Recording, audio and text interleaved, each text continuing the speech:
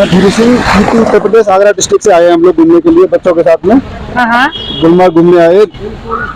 मैं तो पहले घूमा हूँ लेकिन बच्चों ने पहली बार वक्त देखा तो उनका काफ़ी मन था घूमने का गुलमार्ग, तो काफ़ी अच्छा एक्सपीरियंस रहा और लोग भी काफ़ी कोऑपरेटिव हैं, अच्छे लोग हैं और बड़ी खुशी हुई थी यहाँ घूम के गुलमार्ग। इनके लिए मैसेज देंगे भाई, अगर मौका मिलता है तो पक्का आओ फैमिली के साथ घूमने, बहुत अच्छा है, बहुत एंजॉय।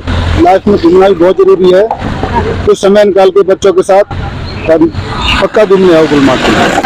बहुत अच्छा आनंद आ रहा है और मेरा नाम कल्पना है, बहुत एंजॉय कर रहे हैं। हाँ, पहली बार देखा है, अच्छा लग रहा है। बाकी दोस्तों से यही कहेंगे कि आओ, आपको टाइम मिले तो निकाल कर और यहाँ पे अच्छे से एंजॉय करो। जी, मेरा नाम अंकिता, मैं आगरा से आई हूँ डिस्ट्रिक्ट से, और यहाँ पर आकर बहुत अच्छा लगा, एक्सपीरियंस अच्छा था। यहाँ के लोग भी सही हैं, अच्छे हैं, और आपको मौका मिले तो पक्का यहाँ पर आइएगा।